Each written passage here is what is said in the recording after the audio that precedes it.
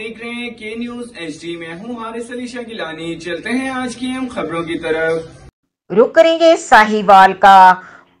दी educator पाकवतन चौक campus Sahiwal में सालाना तकरीब तकसीम इनामात और यौम वालिदैन मुनक्किद हुई, जिसकी मेहमान खुसूसी deputy commissioner Sahiwal captain retired Ikramul Haq थे। स्कूल के तलबा और तालबात ने स्कूल के बच्चों ने मेहमान खुसूसी का वालहाना इस्तकबाल किया। तकरीब का आगाज तिलावत कुरान पाक से हुआ। स्कूल के तलबा और तालबात ने हम्दो सना पेश की और बच्चों ने मुख्तलिफ रंगारंग प्रोग्राम्स पेश किए और अपनी आला कारकर्दगी का मुजाहिरा किया। वालिदैन की कसीर तादाद ने प्रोग्राम में शिरकत की। डिप्टी कमिश्नर साहिवाल ने बोर्ड ऑफ इम्तहानात और मुख्तलिफ क्लासों में पोजीशन हासिल करने वाले तलबा और तालबात में इनामात तकसीम किए।